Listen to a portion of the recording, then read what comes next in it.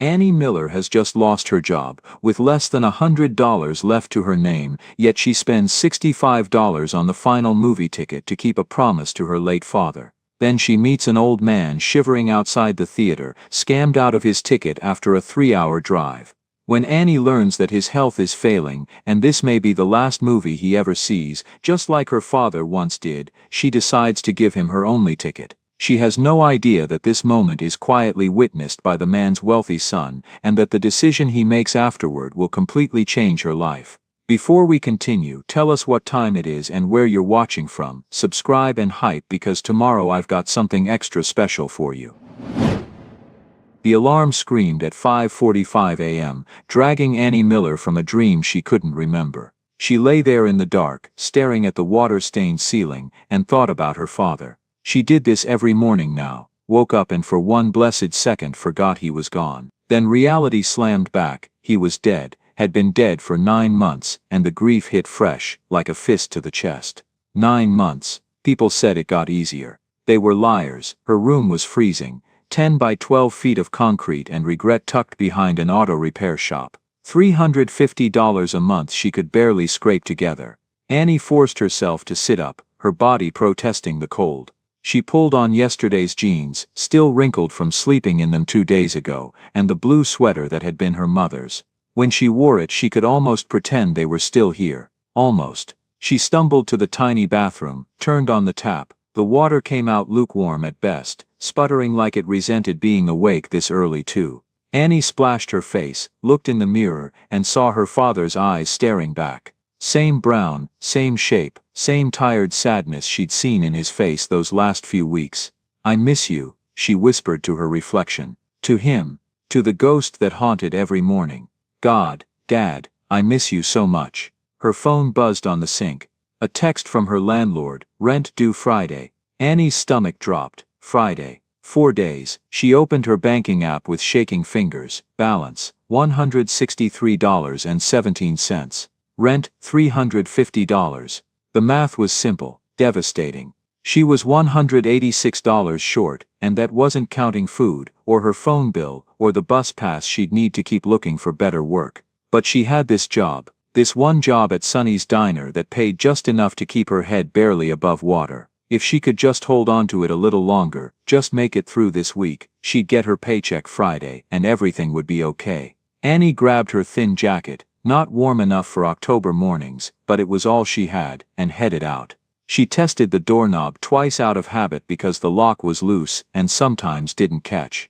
Then she started the 20-minute walk to Sonny's, head down against the wind, hands shoved deep in her pockets to keep them from going numb. The streets were mostly empty, a few delivery trucks rumbling past, an old man walking his dog. The guy who ran the convenience store, unlocking his front door, barely awake himself. Annie walked fast, trying to outpace her thoughts, but they followed anyway, persistent as her own shadow. What if Tom fires me? What if I can't pay rent? Where will I go? She'd already sold everything worth selling. Her laptop, got $200, barely covered last month's rent. Her mother's jewelry, another $150, bought groceries for 3 weeks. She had nothing left.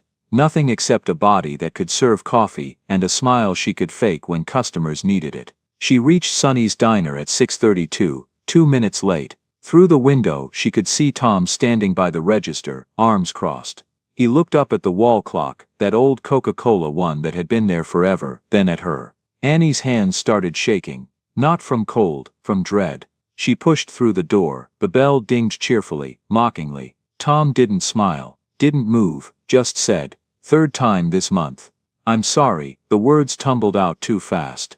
"The bus was running behind, and I left early, but there was traffic near." "Annie." His voice cut through her excuses like a knife. Quiet, tired. "Come here." She walked to the register on legs that felt like they might give out. Up close she could see how exhausted Tom looked, lines around his eyes, gray stubble he hadn't bothered shaving. Tom was a good manager, fair.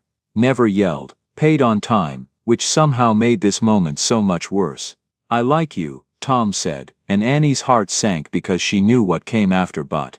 "You work hard, you're kind to customers, you never complain, but..." Annie's voice came out barely above a whisper. "But I need someone who shows up on time, every time." Not most times, every time. He pulled an envelope from under the register, white, business-sized. Her name written on it in his blocky handwriting. I've got Denise covering your section right now, and she's already stretched thin. I can't keep doing this. The envelope sat between them like a death sentence. Please. Annie hated how desperate she sounded. Hated the tears burning behind her eyes. Just let me work through the week. Just until Friday. I already called someone to cover your shifts. Tom interrupted. It's done. I'm sorry. The words hit her like a physical blow. Annie took the envelope, felt how thin it was, how light. Everything she had coming, reduced to a few bills and some change. Can I at least? Her voice cracked. She cleared her throat, tried again. Can I get my things? Tom nodded, not meeting her eyes. Maybe he couldn't bear to see what his decision was doing to her.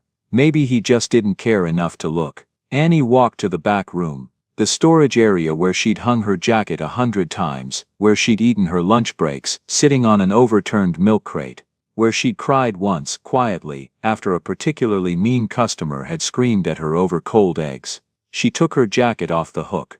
The metal felt cold under her fingers. This is it, she thought. This is rock bottom. But then her brain, cruel and practical, corrected her. No, rock bottom is when you're evicted. This is just the beginning of the fall. Annie walked back through the diner. Mr. Peterson was reading his newspaper in booth 3, same as always. The construction workers were at the counter, laughing about something. Life continued around her, indifferent to her private disaster. Tom was helping a customer when she passed. He glanced up once, just once, and something flickered in his face. Regret. Pity. Then he looked away. The door dinged as Annie stepped outside. The morning was bright now, mockingly cheerful, sun breaking through clouds, birds chirping. The universe didn't care that her life was ending. She stood on the sidewalk, people flowing around her like water around a stone, and opened the envelope with shaking hands. Bills spilled into her palm. Small denominations, 3 20s, 4 10s, 7 1s, some quarters in a small baggie. Annie counted slowly, her vision blurring. $147. That was it. That was everything she had coming. Rent was $350. This wasn't even half. The tears came before she could stop them. Not loud, messy sobs. She wasn't going to give the world that satisfaction, but silent tears that streaked down her face while she stood there on the sidewalk, clutching fistfuls of bills that wouldn't save her. What do I do? What the hell do I do? She could call Aunt Marie in Phoenix. But Marie had 2 kids, and was barely making rent herself on a waitress salary. They hadn't talked since the funeral. Annie couldn't ask. She could what? There was nothing, no safety net, no backup plan, no rich relative or secret savings account. Just $147 and 4 days until eviction. Annie shoved the money back in the envelope, wiped her face roughly with her sleeve, and started walking. Not toward home. She couldn't face that empty room yet. Just walking, letting her feet carry her while her mind spun in useless circles. This is my fault. I should have woken up earlier. Should have left earlier. Should have no, that wasn't fair. She had left early. The bus really had been late. Bad luck, not bad choices.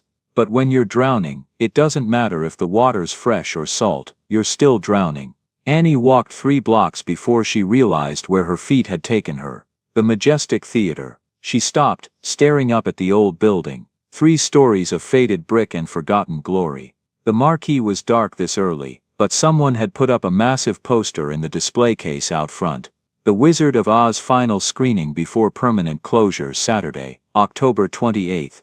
7:30 p.m. This is the last showing. Ever the word last was printed in red, so dark it was almost black, bold enough to hurt. Annie stared at it, and something shifted in her chest. Not hope, she was too empty for hope. But something. A memory trying to surface. She was 16, sitting in her father's truck. He was driving her to a friend's house, some party she'd been desperate to attend. See that theater? Her father had pointed at the Majestic as they passed. That's where I met your mother, really met her. Dad, you've told me this story like 100 times, Annie had said, not looking up from her phone. Have I? He'd smiled that patient smile he always had when she was being a bratty teenager. Well, it's worth repeating. Our second date. The Wizard of Oz was playing. Some special anniversary screening. Uh-huh. Annie had been texting someone. She couldn't even remember who now. That night, watching her face light up when Dorothy opened the door to Oz, her father's voice had gone soft. That's when I knew. Knew what? Annie had asked, still not really listening. That I was going to marry her, that she was it. My person, my home. He glanced at Annie. Some moments change everything, kiddo. That was mine. That theater, that movie, that girl in the yellow dress who cried at the end. That was the moment my life really started. Annie had made some non-committal noise and gone back to her phone. She'd give anything now to go back to that moment. To put down the phone, to really listen, to tell him she understood, that she cared, that his stories mattered. But you can't go back. You can only drown in regret. Another memory, sharper, more painful. The hospital, 3 months ago. Her father's room smelled like antiseptic and death, though the doctors hadn't said that word yet. Stage 4 pancreatic cancer. No treatment options. Just time, and not much of it. Annie had been sitting in the plastic chair beside his bed, half asleep from exhaustion. She'd been there for 16 hours straight. Her father's eyes had opened suddenly, clearer than they'd been in days. Annie, I'm here, Dad. She grabbed his hand, squeezed tight. His hand was so thin now, bones like bird wings under papery skin. Listen to me. His voice was rough but urgent. The Majestic Theater, they're closing it soon. Dad, you need to rest. No. He'd squeezed her hand with surprising strength. If they do one last showing before they shut it down forever, I need you to go. For me. Annie had felt her throat tighten. Dad, you're going to be fine. We'll go together when you're better. Annie, he'd looked at her with those eyes that saw through every lie she'd ever told. I'm not getting better. We both know that. Don't say that. I need you to promise me. His voice had cracked. Promise me you'll go. You'll sit in that theater. You'll watch whatever they show. It has to be there. Not on TV, not at some other theater. There, where everything started for me. Annie's tears had started then. Hot and unstoppable. Why? Why does it matter so much? Because, he'd paused, choosing his words carefully. Because some places hold the best parts of us. The moments that define who we are. That theater holds the moment I became the man I am. The man who got to be your father. And I want you to sit in that space and understand. Understand that moments matter more than we think. That places matter. That promises matter. I don't understand. You will. He'd smiled so gentle it broke her heart. Someday you will. Just promise me. I promise, Dad. I promise. He'd closed his eyes then, satisfied. Good girl. My good girl. 2 weeks later he was gone. Annie stood in front of the Majestic Theater. Tears streaming down her face, staring at that poster. Saturday, October 28th. She pulled out her phone, fingers clumsy with cold and emotion. Searched Majestic Theater tickets. The website loaded slowly, ancient, barely functional. She clicked through to ticketing. Final screening. The Wizard of Oz General Adimession. Sold out. Her heart sank. But then, resale tickets available. She clicked. A list appeared, dozens of tickets being resold by scalpers and people who couldn't make it. $65, $85, $110, $135. Annie stared at the cheapest option. $65, upper balcony, partial view. She had $147 total. If she bought the ticket, she'd have $82 left. Not enough for rent. Not even close. This was insane. This was financial suicide. She just lost her job. She was 4 days from being homeless. She should be using every penny to survive as long as possible, to buy herself time to find another job, another solution, another miracle. But her father's voice echoed in her head. Promise me. And beneath that, something else he'd said. Different day, different conversation, but suddenly crucial. She'd been 12. They were at the grocery store. The woman ahead of them in line was fumbling with her wallet, close to tears. I'm sorry, the woman had said to the cashier. I thought I had enough. I need to put some things back. Her father had stepped forward.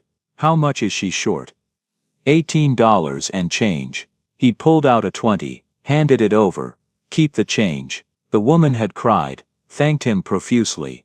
Her father had just smiled and said, "Pay it forward when you can." In the parking lot, Annie had asked, "Dad, why'd you do that?" "We're not rich." Her father had loaded groceries into their trunk, their old beat-up sedan that barely ran. "No, we're not, but she needed it more than we did."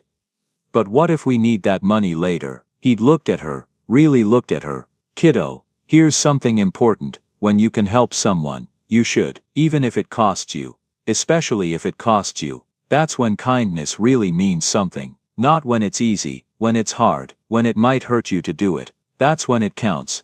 Annie stared at her phone screen. $65 for a ticket she couldn't afford to a movie she could probably watch online for free. But it wasn't about the movie. It had never been about the movie. It was about the promise. About honoring her father. About sitting in the place that had meant everything to him, and understanding, finally, what he'd been trying to teach her. When it costs you, especially when it costs you, that's when it counts. Annie's thumb moved before her brain could stop it. She clicked buy now. The checkout screen loaded. She entered her card information with shaking hands. Debit card number. Expiration date, CVV. The total glowed at the bottom. $65. A warning message appeared. "Are you sure? This purchase will leave your account balance at $82.17. Yes."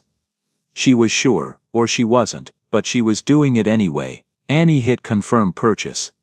The screen went white, loading. For a terrible moment, she thought it might decline, that she'd entered something wrong, that the universe was giving her one last chance to come to her senses. Then purchase confirmed. Your ticket has been sent to anniemiller428@gmail.com. Annie stared at the confirmation, until the screen went blurry. She'd done it. She just spent nearly half her remaining money on a movie ticket. She was either honoring her father's memory, or committing financial suicide. Probably both. She walked to the convenience store on the corner, legs moving on autopilot. Inside, she bought the cheapest sandwich she could find, $3.49, and a small bottle of water, $4.78 total. The cashier didn't look at her face, just scanned the items, took her money, handed back the change, 22 cents. She had $77.22 left to her name. Annie sat on the curb outside the store and unwrapped the sandwich. White bread, processed cheese, thin slices of turkey, that looked more gray than pink. It tasted like cardboard and regret. She ate half, saved the other half for dinner, or maybe breakfast tomorrow. She'd have to make it last. Then she pulled up the ticket on her phone. Majestic Theater, The Wizard of Oz, final screening, October 28, 2023, 7:30 p.m. Balcony, row M, seat 18 ad, Mit 1 Saturday. 5 days from now, 5 days to survive on $77, 5 days to figure out what happened after that, 5 days until she kept her promise. "I'm coming, Dad," Annie whispered to the phone screen, to the ghost of her father, to herself. "I don't know if this is right or if I'm being stupid, but I'm coming, just like I promised." A woman walked past, glanced at Annie sitting on the curb talking to herself, and hurried away. Annie didn't care. For the first time since her father died, she felt like she was doing something that mattered. Not something practical, not something smart, but something true. And if she ended up homeless because of it, well, at least she'd have kept her promise first. Tuesday morning, Annie woke up with a plan. She'd hit every business within walking distance, face to face, show initiative, be memorable. By Tuesday evening, she'd been to 18 places, not hiring.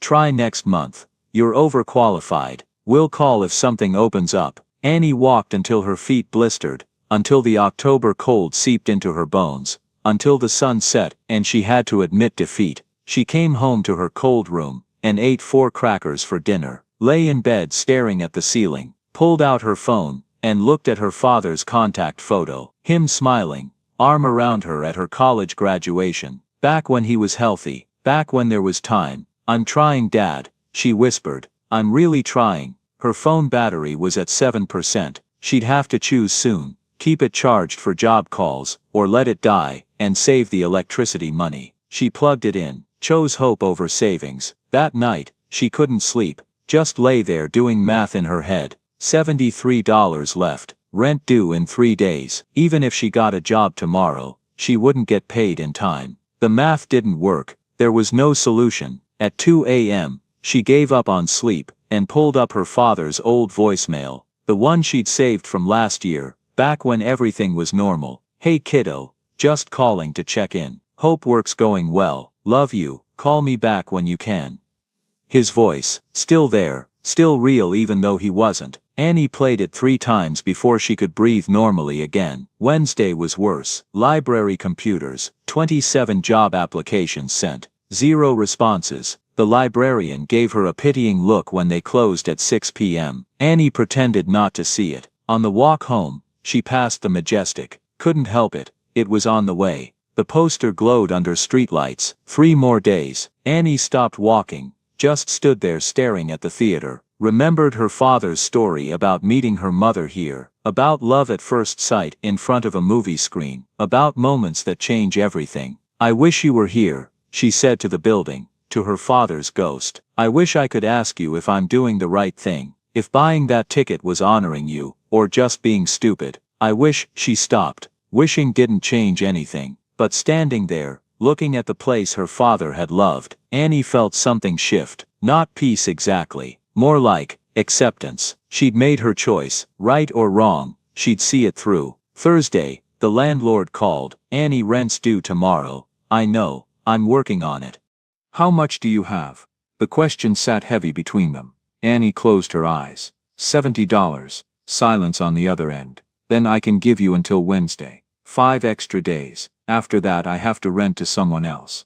"I'm sorry, thank you." Her voice cracked. "Really, thank you." After he hung up, Annie sat on her bed and cried. Not loud sobs, just quiet tears that wouldn't stop. 5 extra days. It was something. It was barely anything. She ate the last of her peanut butter spread thin on stale bread, drank water from the tap, lay down fully dressed because she was too tired to change. Her stomach growled. She ignored it. That night another memory surfaced. Her father in the hospital. 2 days before he died. A moment of lucidity in the fog of morphine. "Annie, I need to tell you something important." "What, Dad?" "I spent too much time being practical." His voice was weak but clear. "Saving money, planning for later, being responsible. That's a good thing." "No." He squeezed her hand.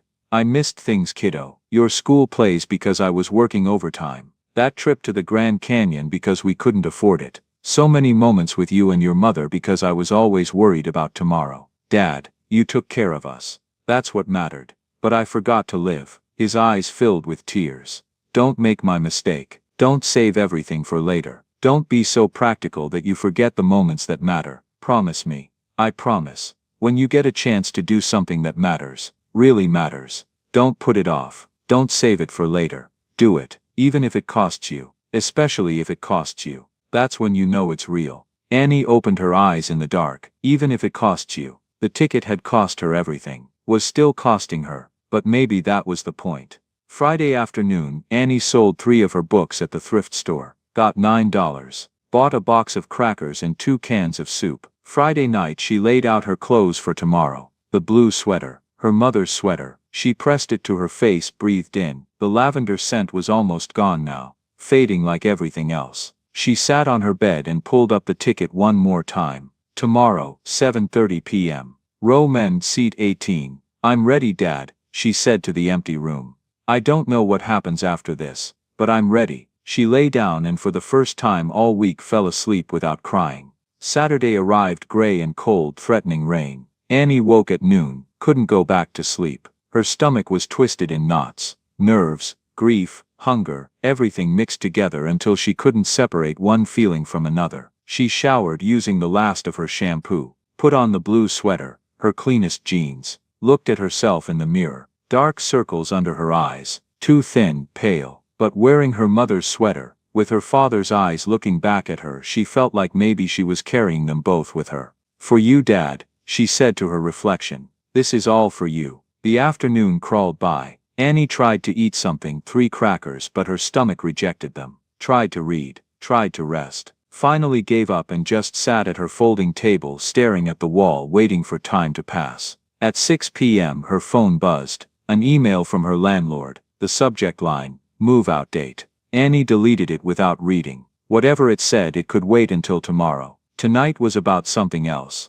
At 6:15 she left. The walk to the Majestic was surreal. Every step felt heavy, significant, like she was walking towards something that would change everything, though she couldn't say why or how. The theater blazed with light, every bulb in the marquee working, golden and beautiful against the darkening sky. Through the glass doors she could see the lobby packed with people. This was it, the final showing. The last time these doors would open for a movie. The last time Annie could keep her promise. People were everywhere. Couples dressed up like they were going to prom. Families with kids bouncing with excitement. Older folks walking slowly, reverently, like entering a church. Annie joined the line, pulled out her phone. The ticket glowed on the screen. Row men, seat 18. She was really doing this. The line moved slowly. She didn't mind. Let the anticipation build. Let herself feel every moment. She was maybe 15 people from the entrance when she saw him. An old man standing off to the side, not in line, just standing there,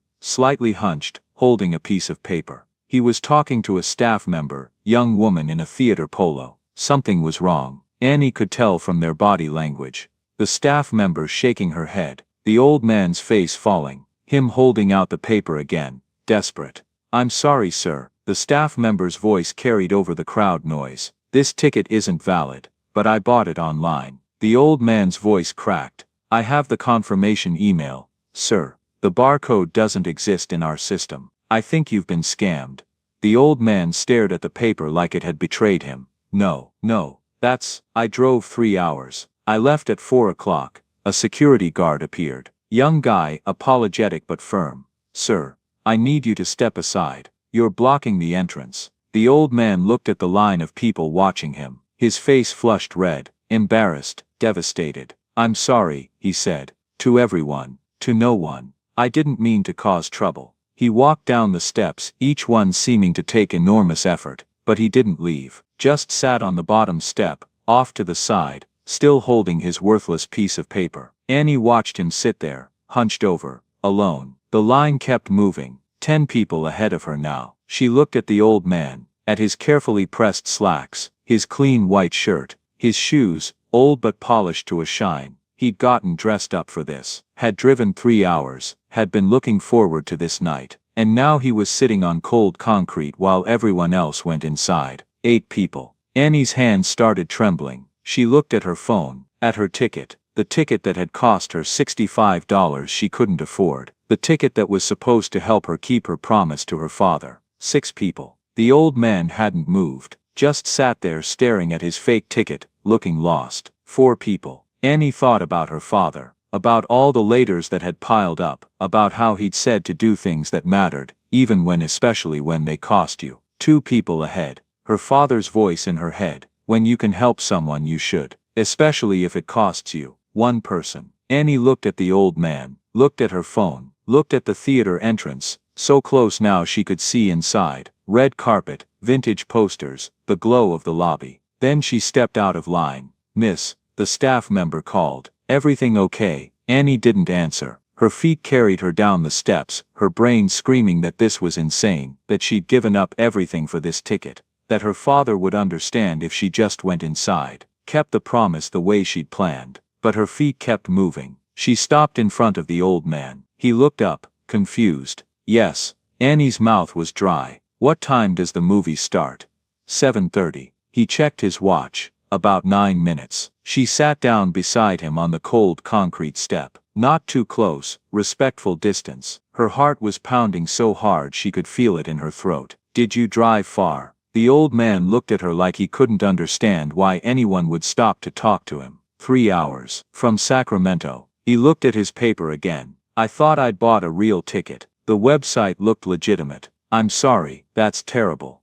My own fault." He tried to smile, failed, should have been more careful. They sat in silence. The last few people trickled into the theater. The staff member was checking her watch. "Final call. I'm Walter," the old man said suddenly, extending his hand like they were at a business meeting instead of sitting on theater steps. "Walter Hayes." Annie Miller. She shook his hand, weak grip, papery skin, warm despite the cold. "You should go in, Annie." Walter gestured toward the theater. "Don't miss the show because of me. I have a few minutes." She didn't know why she was stalling. Didn't know what she was waiting for. Yes, she did. She just didn't want to admit it yet. Why did you drive 3 hours? She asked. Walter's expression shifted, softened, broke. My wife and I, we saw The Wizard of Oz here. 1962, our second date. His voice got quiet.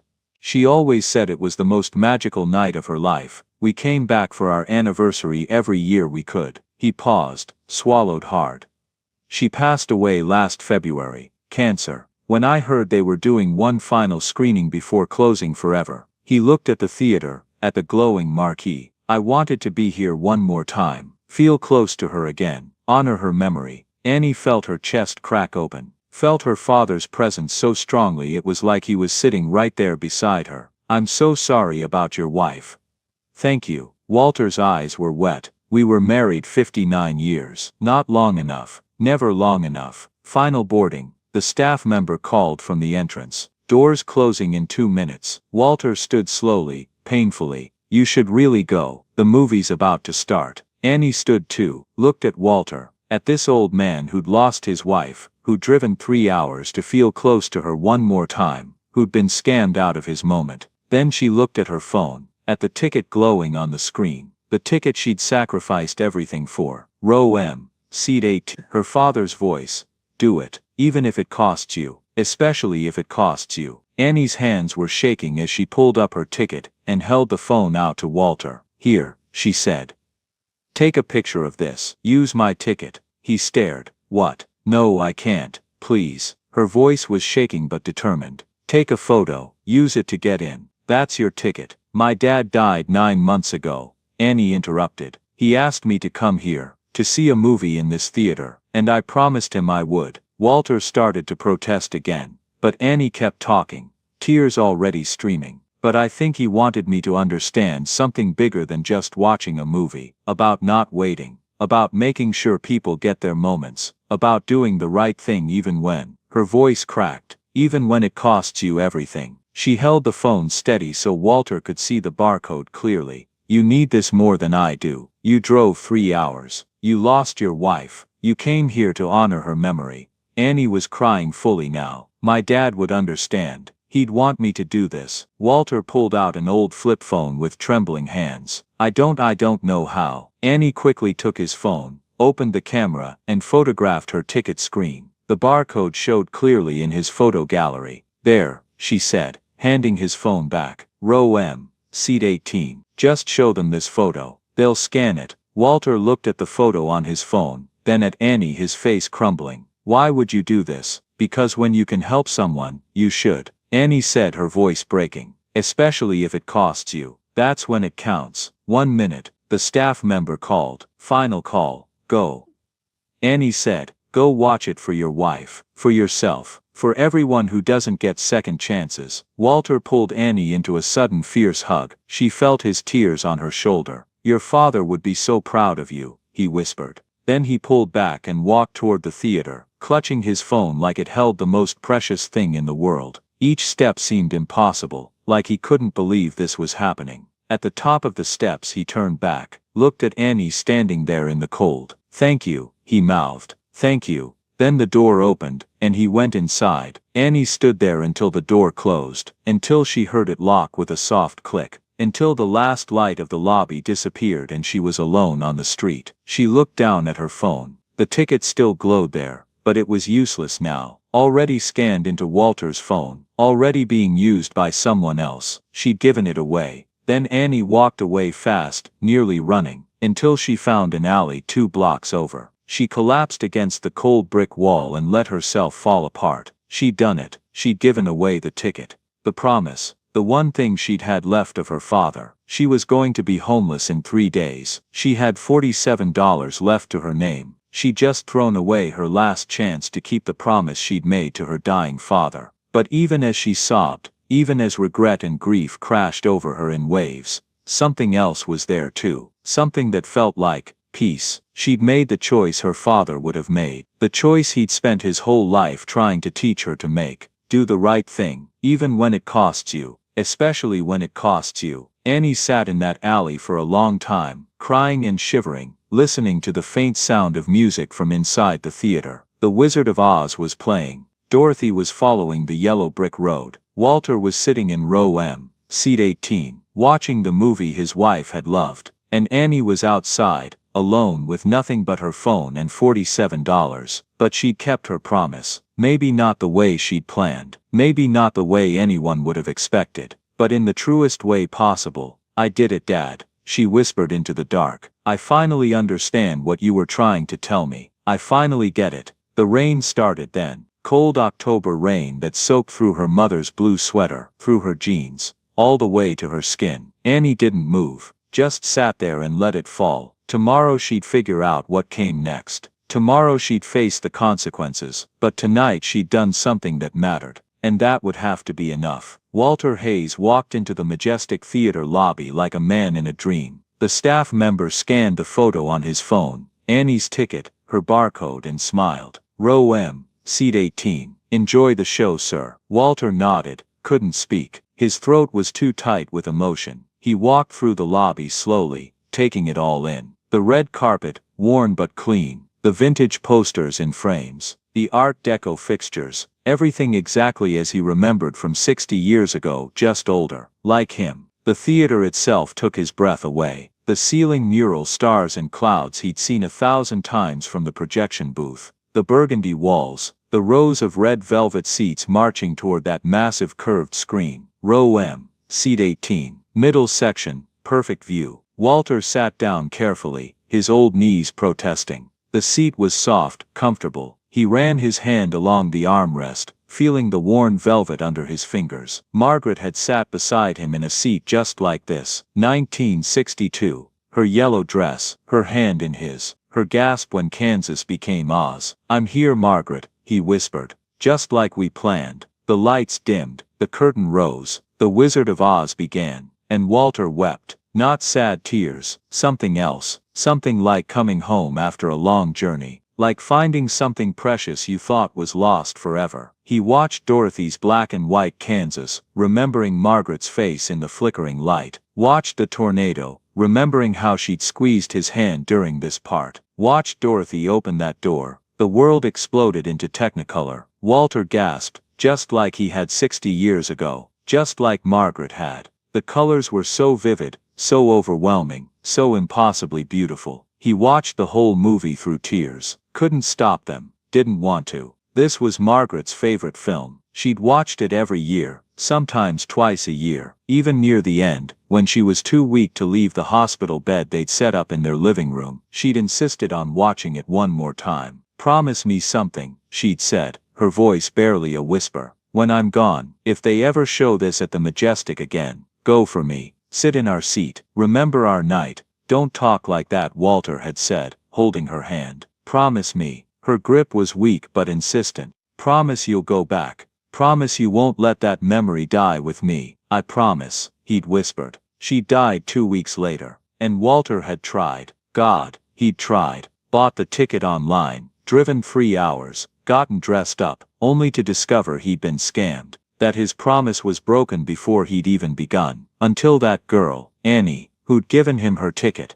her own ticket that she'd paid for, that she'd come to see, just gave it away to a stranger because, why? Why would anyone do that? When Dorothy clicked her heels, "There's no place like home," Walter understood. Some people just knew what mattered, just understood that kindness and sacrifice were worth more than personal gain. Annie was one of those people. Margaret would have loved her. The credits rolled. The lights came up slowly. Around him people were crying, applauding, holding each other. Walter sat there for a long moment, not ready to leave, not ready to let go of this feeling. "Thank you, Margaret," he whispered. "Thank you for loving this movie, for loving me, for giving me 61 years of home." Finally he stood and made his way up the aisle. His knees ached, his back protested, but his heart felt lighter than it had in a year. The lobby was crowded with people leaving, talking excitedly, taking photos. Walter moved slowly through them, still holding Annie's phone photo like a talisman. "Dad," Walter froze. That voice. He knew that voice, hadn't heard it in 10 years, but he'd know it anywhere. He turned around. Rowan stood there, his son. Older than Walter remembered. Of course he was older, 10 years older, but unmistakably Rowan. Dark hair going gray at the temples, lines around his eyes, but the same face, the same expression. Rowan? Walter's voice cracked. What are you? How are you? I organized this. Rowan's voice was shaking. The screening. I run a film preservation foundation. I've been working on saving the Majestic for 3 months. You did this. Walter looked around the lobby with new eyes. You brought the movie back. I didn't know if you'd come. Rowan took a step closer. I hoped. I made sure information about the screening reached your neighborhood, but I didn't know. And I was too scared to call you directly. Too afraid you dad. I would never. Walter interrupted fiercely. Never. Not in a million years. They stood there 2 feet apart, 10 years of silence between them.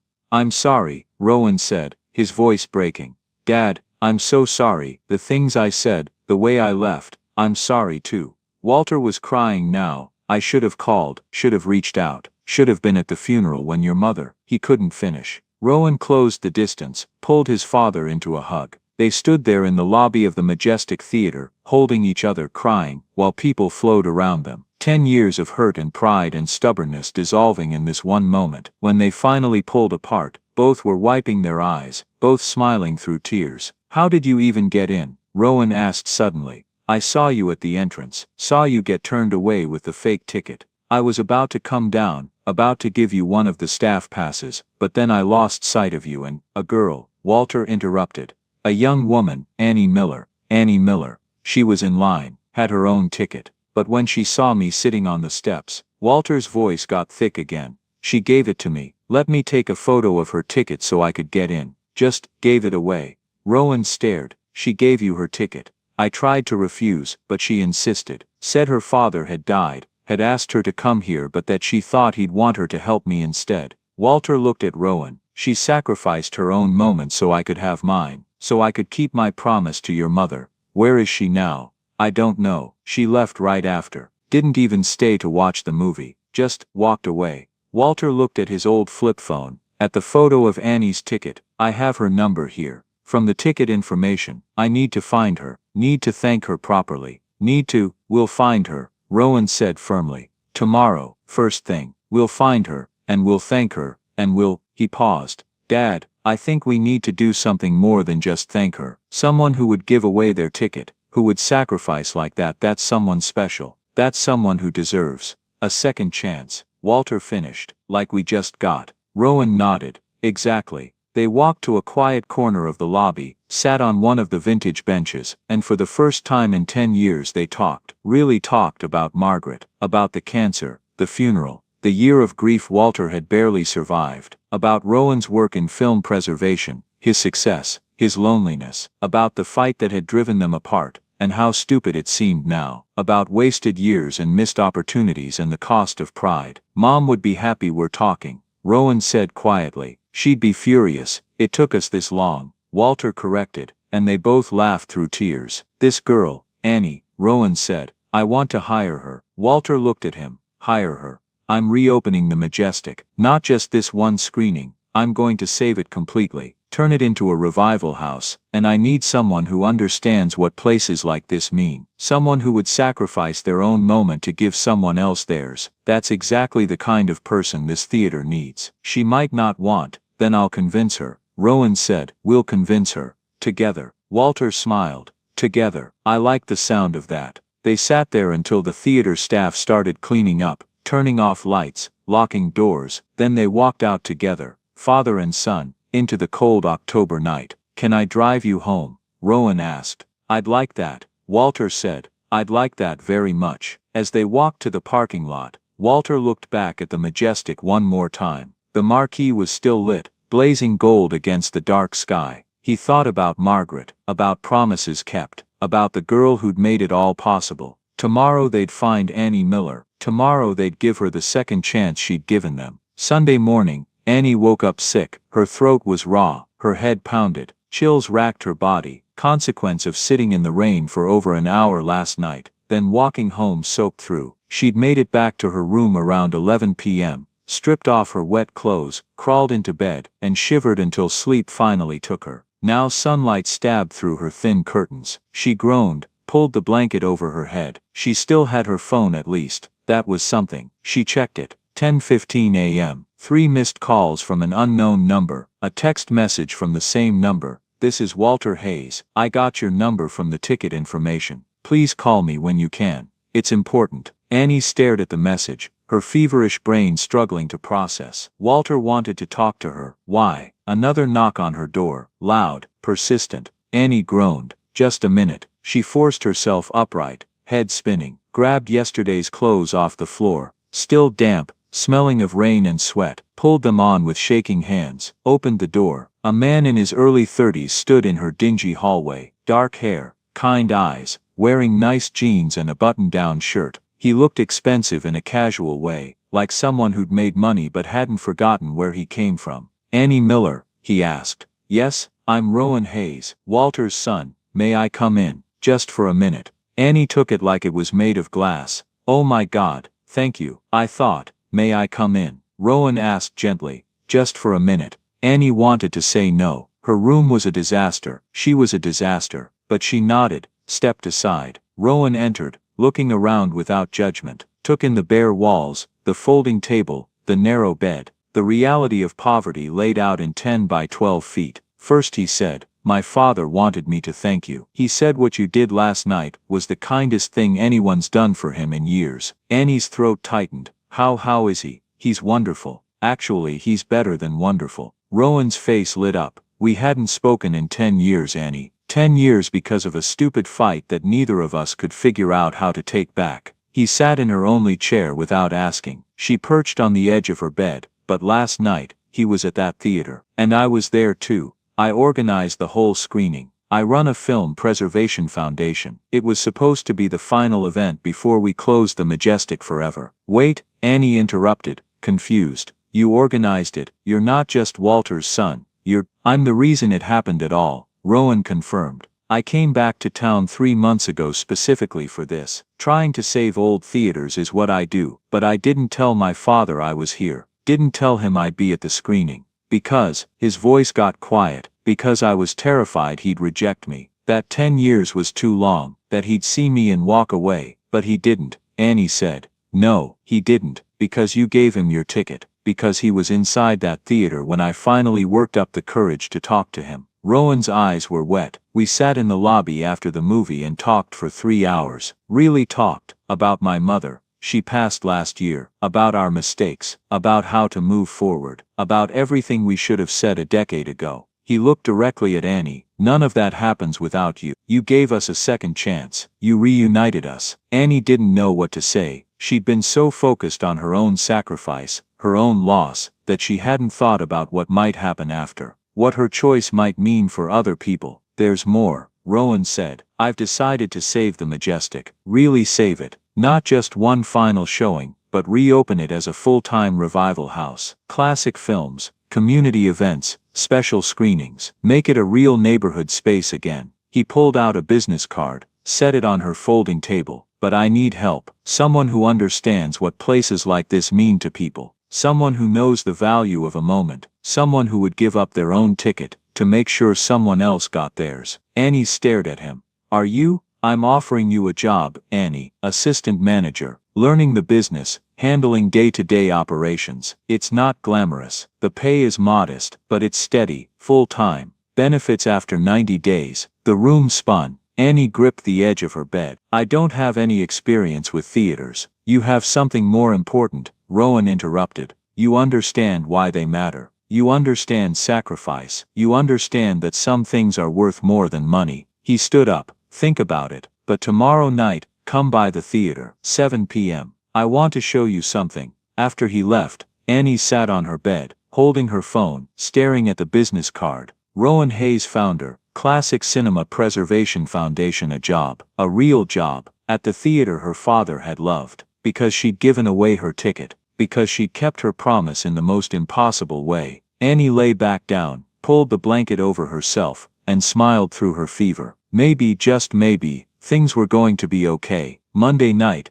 Annie stood outside the Majestic at 6:55. She'd spent all day in bed, sweating through her fever, drinking water from the tap, letting her body recover. But as evening approached, she'd forced herself up, showered, put on clean clothes. The theater looked different without the crowd. Quieter, more intimate, like a church between services. Annie pushed the door. It opened silently. Hello? Back here. Rowan's voice echoed from inside. She walked through the empty lobby, past the silent concession stand, where popcorn had been popping just 2 nights ago, past the vintage movie posters in their frames, through the door marked Theater 1, and stopped. The theater was breathtaking. The Art Deco ceiling mural, faded but still visible, showed stars and clouds and mythological figures dancing across a midnight blue sky. The walls were decorated in burgundy and gold geometric patterns. The seats marched in perfect rows toward a massive curved screen. Everything worn, everything old, but everything beautiful in its age. Her father would have loved this. The thought hit her hard. Would have. Past tense. Always past tense now. Annie, Rowan appeared from near the screen, waving. Come down. Let me show you around. She walked down the aisle, her footsteps loud in the empty space, ran her hand along the seat backs, red velvet, worn smooth by decades of people sitting here, watching stories unfold. What do you think? Rowan asked when she reached him.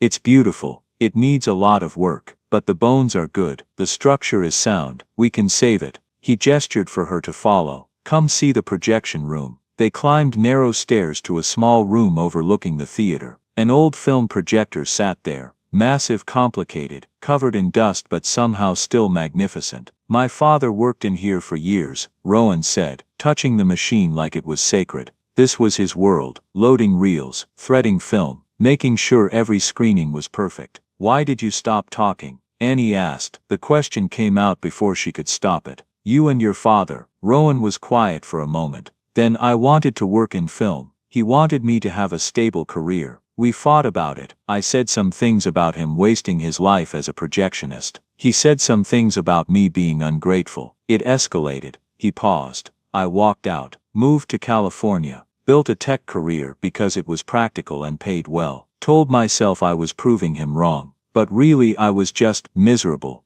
When did you get into film preservation? 5 years ago. I'd made enough money to do whatever I wanted. And I realized what I wanted was to save places like this. Places my father had loved. Places that mattered. He smiled sadly. My therapist said I was doing his work without talking to him. That I was trying to honor him from a distance because I was too afraid to do it in person. And last night he was in that theater because you gave him your ticket. And I finally had the courage to talk to him. To apologize. To listen. Rowan's voice cracked. You gave us that, Annie. You gave us a second chance. Before Annie could respond, footsteps echoed from below, someone entering the theater. That's my father, Rowan said. I asked him to come. They went downstairs. Walter stood in the lobby, dressed neatly, his face lighting up when he saw Annie. Annie, he moved forward, took both her hands in his. His grip was stronger than it had been Saturday night. How are you, my dear? You look tired. I'm okay, just a little under the weather. That's what I was afraid of. Walter's eyes were full of concern. You were out in the rain Saturday night, weren't you? After you gave me your ticket.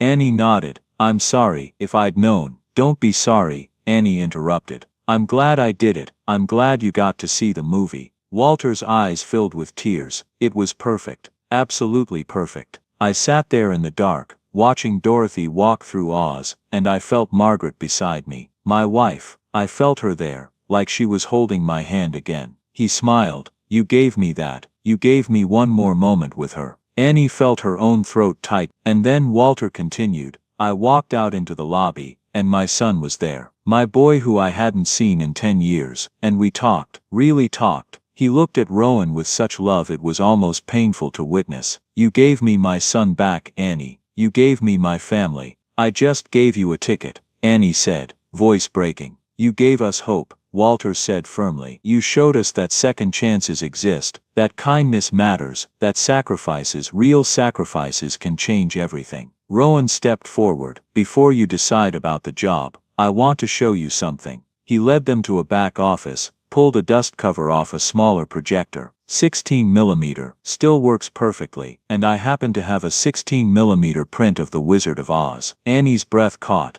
You're kidding. You missed your screening Saturday night. Rowan said. I thought maybe I could give you a private one, just you, and the theater, and the movie your father wanted you to see. I can't accept. Please, Walter interrupted. Let us do this. You gave me my moment. Let us give you yours. Annie looked between them. These two men, reunited because of a choice she'd made without thinking. A choice that had cost her everything, and somehow given her more than she could have imagined. Okay, she whispered. Yes, thank you. 20 minutes later, Annie sat alone in row G, seat 12. The perfect seat, Walter had told her. The one his wife had loved. Not too close, not too far, right in the center of everything. The lights dimmed slowly, gently. The projector whirred to life with that mechanical sound, clacking and whirring and somehow alive, real, organic in a way digital projection could never be. The screen lit up, The Wizard of Oz began, and Annie, who had seen this movie a dozen times on TV and computers and tablets, who thought she knew every scene by heart, found herself gasping at the opening shot, because this was different, this was real. The black and white Kansas looked bleaker than she remembered. Dorothy's loneliness more palpable, the tornado more terrifying, everything more vivid, more present, more there on the enormous curved screen. And then Dorothy opened the door. The world exploded into Technicolor. Annie gasped out loud, couldn't help it. The colors were so bright, so overwhelming, so impossibly vibrant, that tears sprang to her eyes immediately. She understood, finally understood why her father had insisted it had to be in this theater, on this screen, in this space, because it mattered, the size mattered, the sound mattered, the sound mattered. The darkness around you, and the light in front of you, and the history soaked into every surface, it all mattered. This wasn't just watching a movie, this was experiencing something bigger than yourself. Annie watched Dorothy meet the Munchkins, watched her follow the yellow brick road, watched her make friends, the Scarecrow, the Tin Man, the Cowardly Lion, watched them learn about courage and heart, and home. And when Dorothy stood in front of Glinda and said, "There's no place like home,"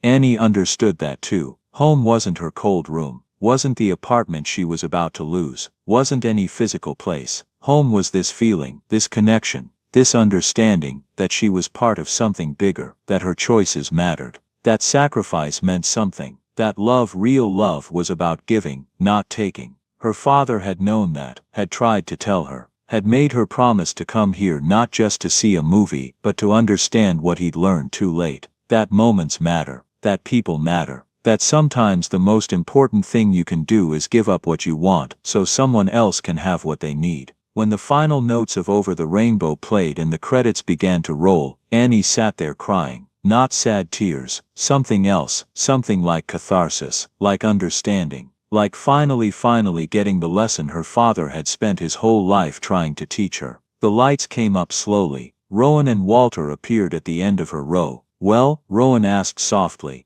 Annie wiped her face, smiled through her tears. "When do I start?" The next 6 weeks were a blur of activity. Annie started work the following Monday. Rowan showed her around properly, the storage rooms, the electrical panels, the ancient heating system that needed constant attention. Taught her how to work the register, how to check inventory, how to handle the vintage projector, though he insisted she learn the digital one first. Walter showed up Tuesday morning with a box of donuts. "Thought you might need breakfast," he said, beaming. He started coming every day after that. Couldn't do heavy lifting, bad back, bad knees, but he could consult, could tell stories about how things used to work, could point out problems before they became disasters. "That door sticks in humid weather," he'd say. Or "check the fuse box in the basement, third breaker from the left tends to trip." Or "the projection room gets hot in summer. You'll need fans." Annie took notes, learned, absorbed everything like a sponge. Within 2 weeks Rowan secured funding from a preservation grant. Within 3, contractors started work. The Majestic was coming back to life. Annie's role grew naturally. She started helping Rowan plan the programming for reopening. "What about community events?" she suggested during one meeting. "Kids programs, senior matinees with discounted tickets, make it a real neighborhood space." "I love that," Rowan said, making notes. "What else?" "Partner with schools. Offer educational screenings. Classic films with discussion guides." Rowan looked up from his notes. "You're really good at this." Annie felt her face flush. "I'm just thinking about what I would have wanted, what would have made places like this matter when I was growing up." "That's exactly what we need," Rowan said. The work was hard. Long hours, physical labor mixed with planning and problem solving, but it didn't feel like work. It felt like building something, like being part of something bigger than herself. For the first time since her father died, Annie felt like she had purpose. Then came the first real crisis. 3 weeks in, Annie arrived to find water pooling in the lobby. A pipe had burst somewhere in the walls overnight. By the time the contractors found the source, water had seeped into the wall cavities, threatening mold. The contractor delivered the bad news. We need to tear out this whole section, replace insulation, repaint. 2-week delay, $15,000. Rowan went pale. We don't have $15,000 in the budget. Then I can't proceed, the contractor said. Building codes won't allow it. After he left, Rowan sat in the office with his head in his hands. Annie had never seen him look defeated before. Every time we fix something, something else breaks, he said quietly. I don't know if we can do this. I don't know if saving this place is even possible. Yes, we can, Annie said firmly. How? We're out of money. The grant money is committed to other repairs. I can pull from the foundation's reserves, but that puts our other projects at risk. Then we fundraise, Annie interrupted. We tell the community what's happening. We let them help save this place. It's not that simple. It is that simple. Annie sat down across from him. Rowan, this theater matters to people. Look at Saturday night. Every seat filled. People dressed up, crying during the movie. This place is part of their history, part of their identity. If we tell them we need help, they'll help. Rowan looked at her. You really believe that? I gave away my last $65 for a ticket to this place, Annie said. And I'm not special. I'm not unique. There are hundreds of people in this town who feel the same way. We just need to ask them. Walter, who'd been listening from his corner chair, spoke up. The girl's right. When I worked here, people didn't just come for movies. They came because this place was theirs, their theater, their community. Give them a chance to fight for it. Rowan was quiet for a long moment. Then he nodded. Okay, let's do it. They launched a crowdfunding campaign that week. Save the Majestic with a goal of $20,000. Enough for the immediate repairs plus a small cushion for future problems. Annie didn't expect much. Hoped for maybe $5,000 if they were lucky. They hit $20,000 in 4 days. By the end of the week they'd raised $43,000. People donated $10, $50, $100, left comments. My grandparents had their first date here. I saw Star Wars here in '77, changed my life. This place needs to exist for my kids. Annie read every comment, cried over most of them. This was what her father had meant. This connection, this community, this proof that places could matter, that shared experiences could bind people together, that some things were worth fighting for. The repairs continued. The water damage was fixed, new wiring installed. The ceiling mural, gorgeous Art Deco stars and clouds, underwent restoration by a specialist from Los Angeles. Annie watched it come back to life, color by color, and felt like she was watching hope being painted onto canvas. By mid-December, the transformation was nearly complete. New burgundy carpet, restored red velvet seats, the mural gleaming, sound system updated but period appropriate. Even the marquee had been refurbished. Every bulb working blazing gold against winter evenings. Annie stood across the street one night, just looking. 6 weeks ago, she'd been sitting on a curb with $77, no job,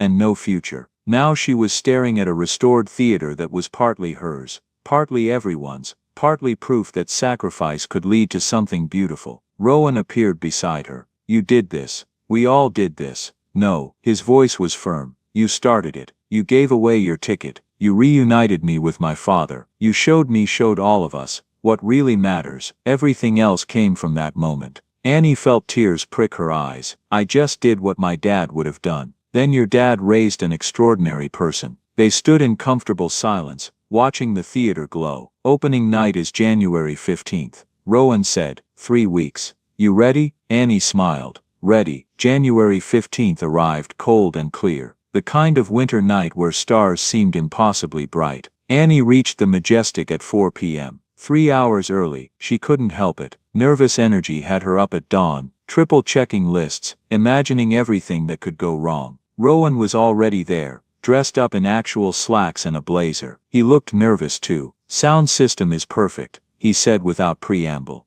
Projectionist arrives at 6. Staff briefing at 6:15. Doors at 6:45. We're ready. You don't sound convinced. I'm terrified, Rowan admitted. What if nobody shows up? What if something breaks? What if... Stop, Annie interrupted gently. It's going to be perfect. Walter arrived at 5. wearing a suit Annie had never seen before. He looked distinguished, proud, like a man about to witness something he'd been waiting his whole life to see. "Big night," he said, smiling so wide it looked like his face might split. "Huge night," Annie agreed. "You nervous? Terrified?" "Good," Walter said. "Means you care." By 6:30, a line had formed outside. Annie watched through the lobby windows as it grew. Families, couples, old folks who remembered, young people curious about the restoration. At 6:45 they opened the doors. People flowed in, eyes going wide as they took in the restored lobby, the gleaming concession stand, the vintage posters, the red carpet, everything old made new again, while still feeling timeless. Annie stood by the entrance,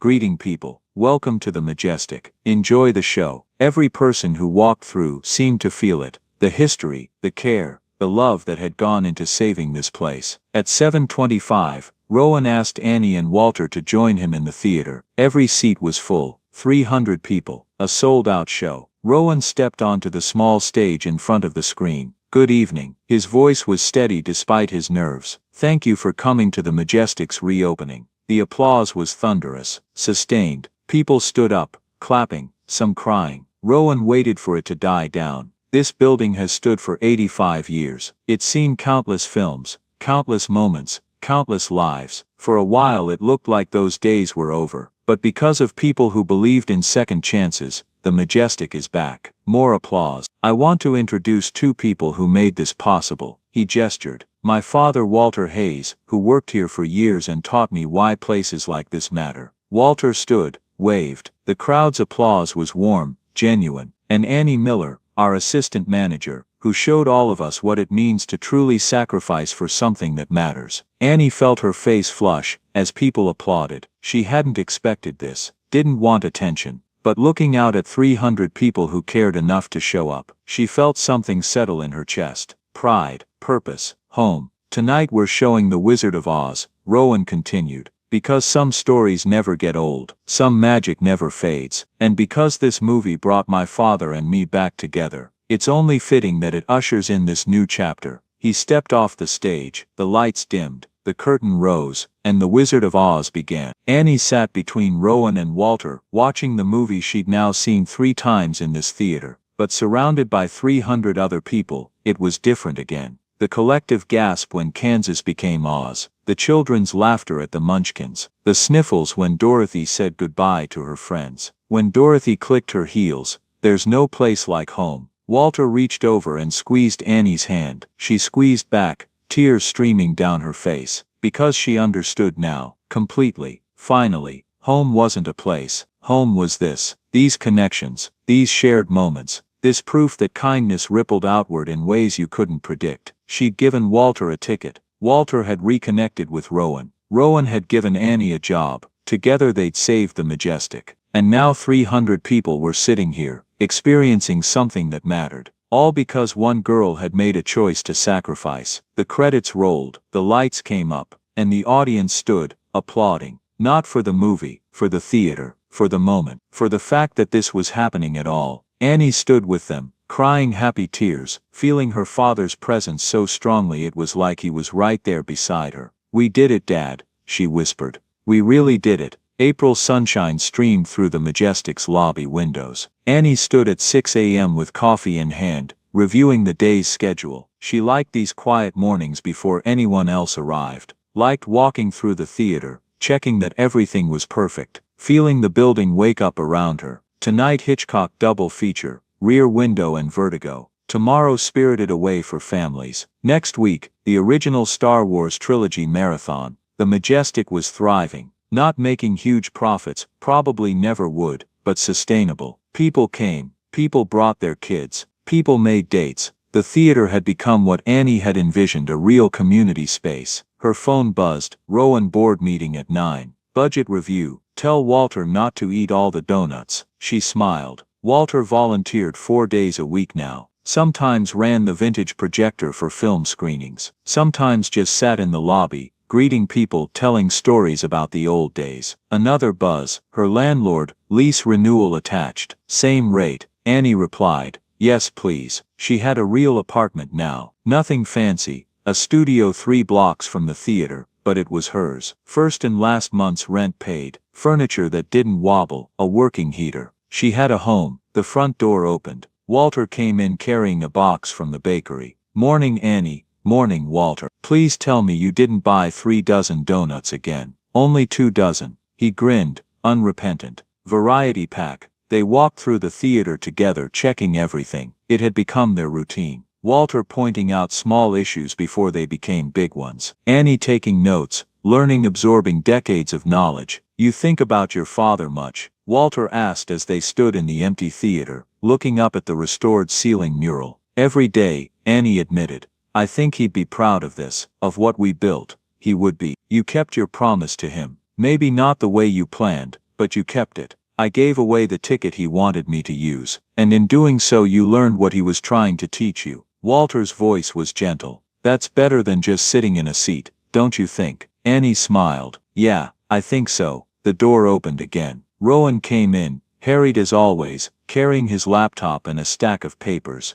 "Okay, so, he didn't bother with greetings. Summer programming. I'm thinking outdoor screenings in the parking lot. Classic horror for August. And Annie, your senior matinee idea. The board approved it. Starts next month." "Really?" Annie felt her face light up. "Really? Half-price tickets for over 65, includes popcorn and soda. We'll do Wednesday afternoons." He looked around the theater. "This place, God, I still can't believe we saved it." "We all saved it," Annie said. "Community saved it." "You started it," Rowan corrected. "Don't minimize that." They stood together, Annie, Rowan, Walter, 3 people brought together by chance and choice, by loss and hope, by one moment 6 months ago that had changed everything. A father and daughter entered the lobby. The girl was maybe 8, bouncing with excitement. "Is this where you used to come, Daddy?" "Sure is, sweetheart. Used to come here every Saturday with my dad." He looked up, saw Annie watching. "Thank you for saving this place. It means a lot." After they left, Annie felt tears prick her eyes. "That," Walter said softly. "That's why we did this." Late one afternoon in June, Annie was organizing the office when she found an old box of papers behind the filing cabinet. Invoices from the 70s, staff schedules from the 80s, a decade's worth of lost history. At the bottom she found an envelope. It was addressed to the manager of the Majestic Theater. No stamp, hand-delivered probably. The paper was yellowed with age. Annie opened it carefully. Inside was a letter,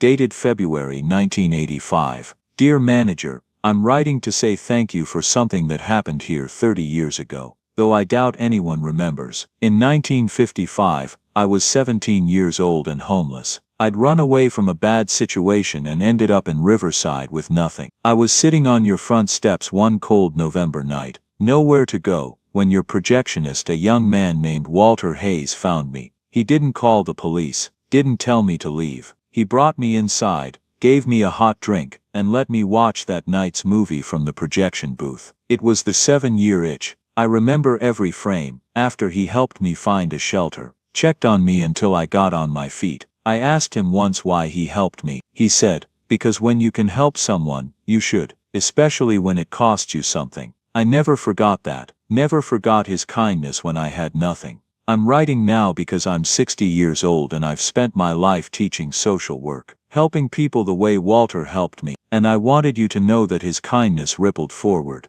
Every person I've helped, I've told them, pay it forward, give when it costs you. That's when it really matters. I don't know if Walter still works there. I don't know if he remembers me, but I remember him, and I wanted someone to know that one night in 1955, a young man's kindness changed a life. Thank you for that. Sincerely, Margaret Chen. Annie read the letter 3 times, tears streaming down her face. She took it to Walter immediately, found him in the lobby, arranging chairs. Widow's hand. "Walter, you need to read this." He took the letter, read slowly. His hands started shaking. "Margaret," he whispered. "I remember her, scared kid, soaking wet from rain. I couldn't just let her sit there." He looked up at Annie, eyes wet. "I never knew what happened to her. Never knew if I'd helped at all. You changed her life," Annie said. "And she changed hundreds more, because you showed her that kindness matters." Walter pulled Annie into a hug. "Like you showed me, like you showed all of us." October returned. 1 year since that Saturday night that changed everything. Annie stood outside the Majestic on a cool evening, watching families arrive for the special screening. The Wizard of Oz, of course. Anniversary showing of the night the theater reopened. Walter appeared beside her, moving slower these days but still sharp. 1 year, he said. Feels like yesterday and forever ago. I know what you mean. You ever regret it, giving away that ticket? Annie thought about it, really thought about it. She thought about the panic of having no money, the fear of being homeless, the desperation of those 5 days between buying the ticket and giving it away. Then she thought about everything that had come after. The job, the purpose, the community, the proof that one choice, one sacrifice, could ripple forward in ways you couldn't imagine. No, she said honestly, I don't regret it at all. That night I gave away everything I had, and somehow I ended up with more than I'd ever dreamed of. Your father would be proud. I hope so. Annie smiled. I think he knew. I think he knew that if he sent me here, I'd learn what he was trying to teach me, about sacrifice, about kindness, about doing the right thing, even when it costs you everything. Rowan joined them, carrying a box. Got something for you. He opened it. Inside was a small brass plaque, in memory of those who believed in second chances. This theater stands because of kindness. We're mounting it in the lobby, Rowan said. Reminder of why we do this. Annie felt her throat tighten. It's perfect. They went inside together. The theater was filling up. 300 seats, 300 people, all here because this place existed, because people had fought for it, because one girl had made one choice 6 months ago. Annie walked to Rowan, seat 18, her seat, the one she'd given away. She sat down, Rowan on one side, Walter on the other. Her family, not by blood, but by choice, by shared experience, by love built on sacrifice. The lights dimmed, the curtain rose. The Wizard of Oz began, and as Dorothy opened that door and Kansas became Oz, Annie felt her father's presence so strongly, it took her breath away. There's no place like home, Dorothy would say at the end. But Annie knew now that home wasn't a place. Home was choosing kindness when it cost you. Home was sacrifice that rippled forward. Home was second chances and new beginnings. Home was sitting in a dark theater with people you loved, watching a story that never got old. Home was here. Now, this moment. Annie reached out, took Walter's hand on one side, Rowan's on the other. Thank you, she whispered to her father, to the universe, to whatever force had brought her to that theater step 1 year ago. Thank you for teaching me what really matters. The movie played on. The music swelled, and Annie sat there, tears of joy streaming down her face, finally understanding everything her father had tried to tell her. Some moments change everything. This was hers. Join us to share meaningful stories by hitting the like and subscribe buttons. Don't forget to turn on the notification bell to start your day with profound lessons and heartfelt empathy.